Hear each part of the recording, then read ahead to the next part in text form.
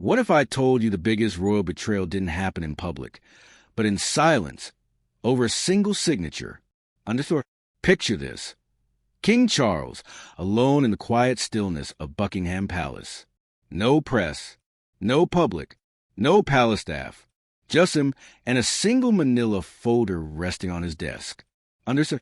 Inside, a document he didn't authorize, a signature that isn't his. And yet it changes everything. Understood? The pages tremble in his hands.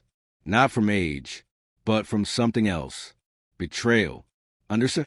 Because this didn't come from Parliament or the press, or even the Prime Minister. This came from someone far closer. Understood? The woman meant to stand behind the king may have just stepped far in front of him. Understood? What happens when the queen consort crosses the crown? And what happens to a monarchy when power quietly shifts hands without permission? Underscore, when Queen Elizabeth II passed, the world didn't just mourn a monarch, it mourned a symbol. A steady presence in decades of change. A matriarch not only to her family, but to an entire nation. Understood? The Union Jack flew low. Westminster fell still. And inside the palace walls, grief didn't echo with wailing.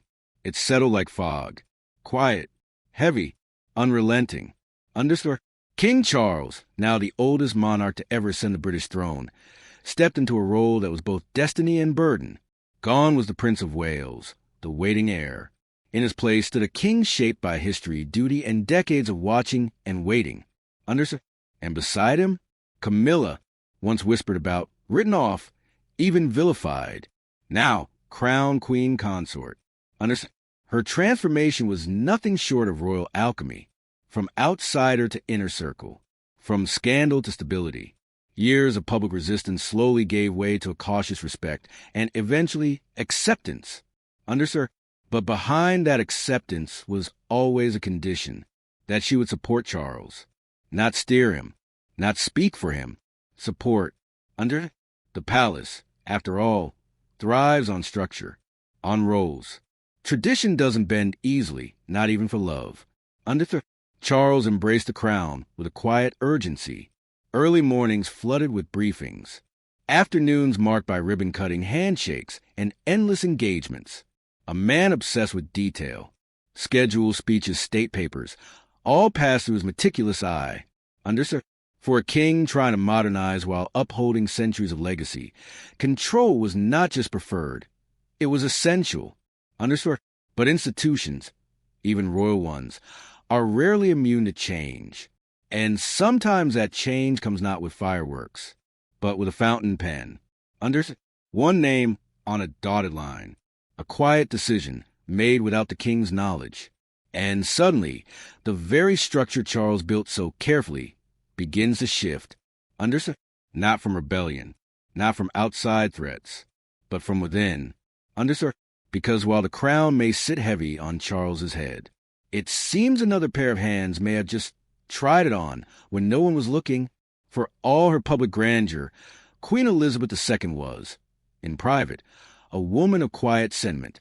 Behind the tiaras and televised addresses, behind the guards and gold-plated protocols, was someone deeply tethered to memory, to legacy, to the kind of heirlooms that don't glint under chandeliers, but live in drawers, in handwritten letters, in the scent of Balmoral wood polish.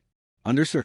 There were the brooches she wore only on Remembrance Day, the riding boots scuffed from decades on the Highland trails, a diary no one speaks about, and a collection of letters, bound by ribbon, not by decree, that dated back to her coronation.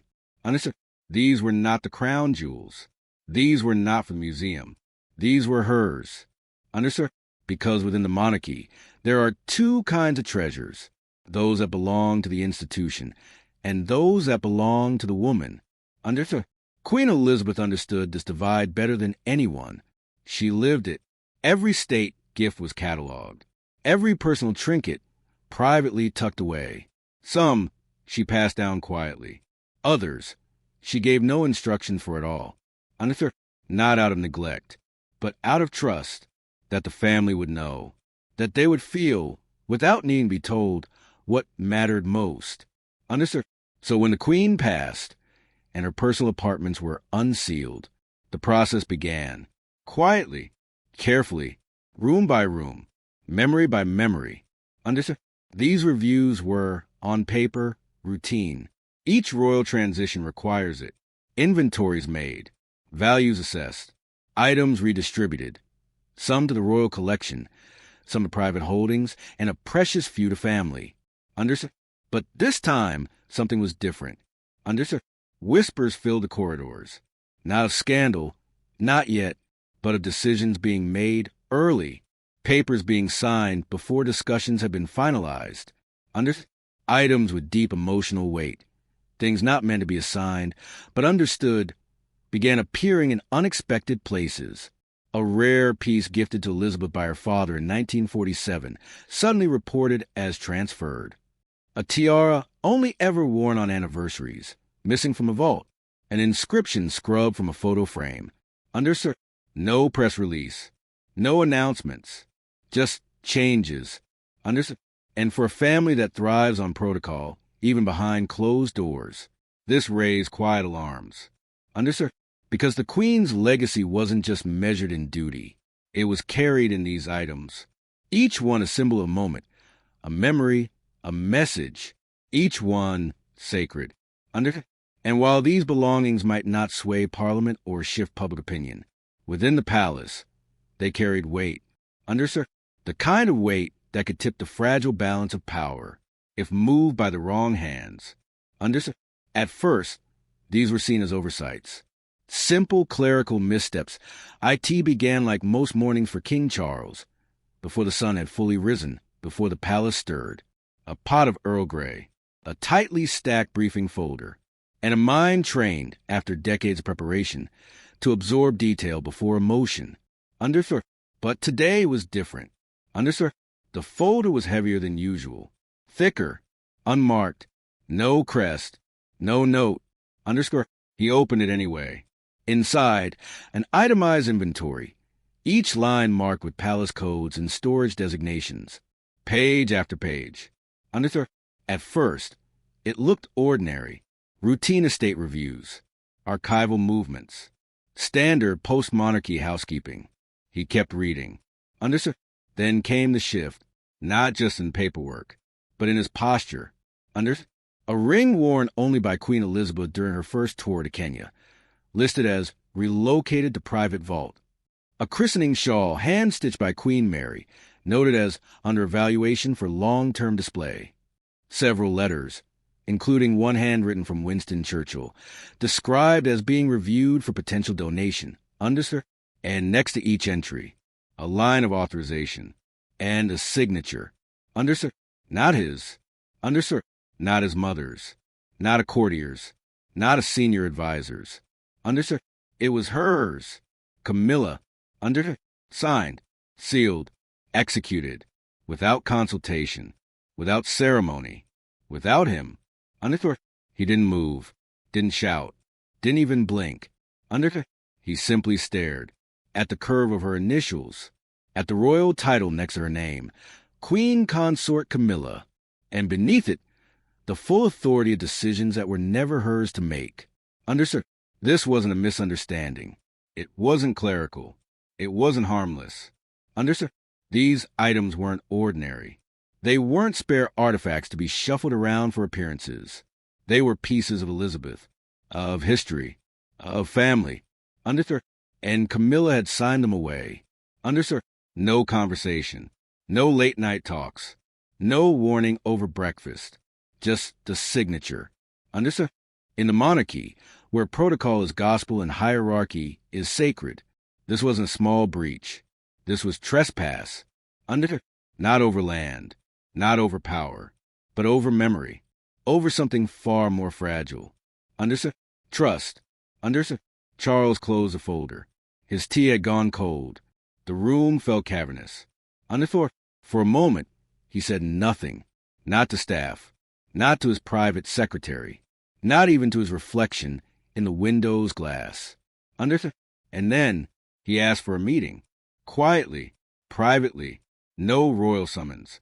Just a request. Have the Queen Consort join me. Understood? Because above all else, Charles was raised not to react, but to respond. Measured, controlled, understood, even in betrayal, understood. Behind the walls of Buckingham Palace, silence often says more than shouting. And in this silence, one truth became excruciatingly clear. Something had shifted. The room was small, not one of the grand halls, not a public-facing chamber, just a private sitting room, 4 chairs, 2 windows, and the faint ticking of a Windsor clock. Understood. Charles stood by the mantelpiece, back straight, hands clasped, but his eyes, they told a different story. A storm held behind centuries of breeding, grief disguised as discipline, and beneath it all, a quiet tremble of betrayal. Understood. Camilla entered with practiced ease, but even she could feel it, the chill, not in the air, in him. Understood. Charles, she said gently, voice lilting with soft caution. He didn't turn, didn't move, just asked flatly, "Did you think I wouldn't find out?" Understood. Silence. Understood. She took a breath and tried to speak with grace, but her words stumbled over themselves. I only authorized a few transitions. They were in discussion for months, even before the Queen passed. You know that. We spoke about them, you and I, in Balmoral. Charles turned now, fully, not with anger, but with something colder. Disappointment sharpened into clarity. Understood? This is my mother's legacy, he said. Not a portfolio to be managed. Understood? Camilla's mouth opened, then closed again. She reached for reason, for defense, for some royal procedural thread, but found only thin air. Understood? She left no clear will on many of the personal effects. I was simply organizing what she hadn't. Tidying loose ends. Underscore? Tidy. Charles's voice cracked, not loud, but deep. You call it tidy to move a brooch she wore on V-Day into museum storage? Underscore? She blinked. Even she hadn't expected him to know that detail. But he always knew the details. Underscore? He walked past her slowly, not pacing, just moving, like a tide coming in, quiet and inevitable. Underscore? No approval, no conversation, not even the courtesy of a note. He turned again, facing her. You use your title to sign off on actions reserved for the monarch. Underscore? Camilla's composure held barely. I didn't think it would cause offense. You were busy with state matters, and I assumed that, he interrupted, was your mistake. Underscore? The air tightened. No shouting, no tears. Just 2 people in a gilded room, one wearing a crown, and the other suddenly feeling the weight of it. Understood? There was a long silence then, too long. And finally, Charles spoke again, softer this time, almost broken. Understood? She trusted us to carry her memory, not just a monarchy. Camilla Camilla lowered her gaze. She had no more lines to give, no royal script to follow. Only silence. And then, with royal precision, as if closing a ceremony, Charles walked to the door, held it open, and said only this. Underscore? This cannot happen again. Underscore? No embrace. No handshake. Not even a goodbye. Underscore? Camilla left, and the door clicked shut behind her. Underscore? But inside the palace, the echoes had already begun. Underscore? Staff noticed at first the small things. Charles's schedule suddenly more private. Camilla's name removed from a few briefing notes. Her appearances trimmed from upcoming engagements. Understood? Senior aides whispered over tea. A footman heard muffled arguing days later. Not words, just tones. And in the Queen Consort wing, a light burned through the night. Understood? Officially, nothing had happened. No memos. No scandal. But the energy shifted. Palace tension isn't spoken, it's felt. In glances, in doorways, in how long someone waits before knocking. Understood? The monarchy survived wars, divorces, and abdications, but it has always feared one thing most: cracks from the inside. Understood? And now, there was no official statement, no public fallout, no headlines with names. Understood? But inside palace walls, everything had changed. Understood? Camilla's schedule, once seamlessly intertwined with Charles's, began to shift, not abruptly, just enough to notice.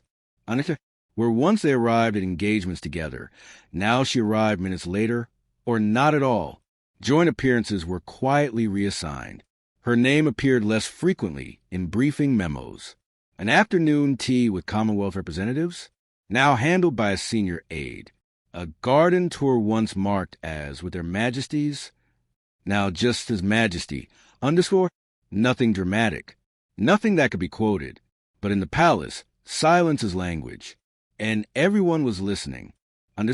Behind closed doors, royal advisors began reviewing internal procedures. Clearer boundaries were drawn. Authorization lines were tightened. Documents that once moved freely through hands now required multiple approvals.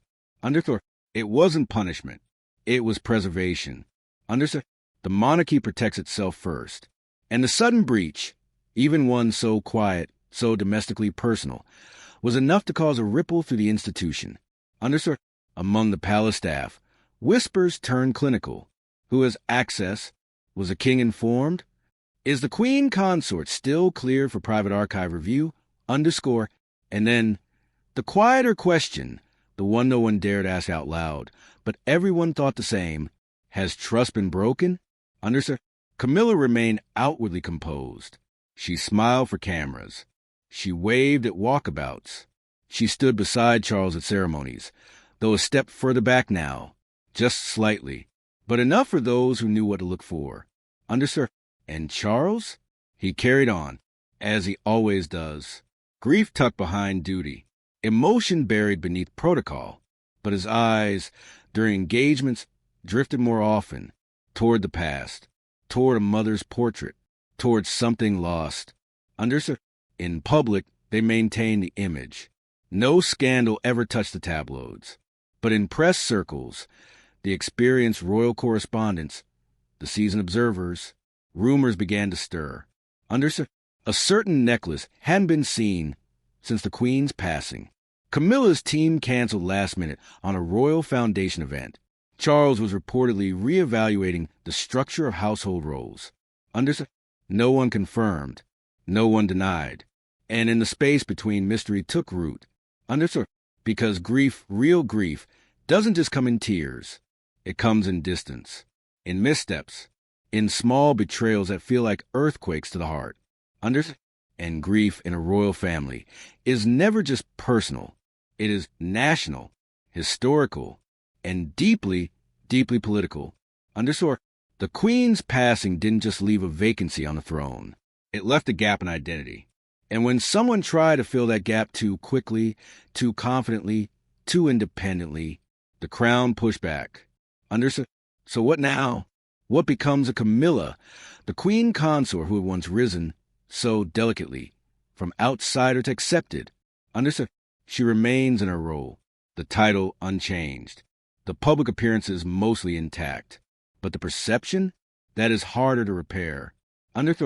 Because the monarchy is a living thing, fed not by truth, but by trust.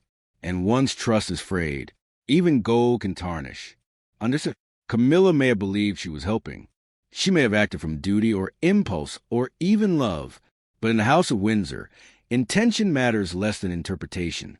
And interpretation is shaped by protocol, not emotion. This wasn't just about a few family heirlooms. It was about power. Lines crossed, unspoken expectations shattered.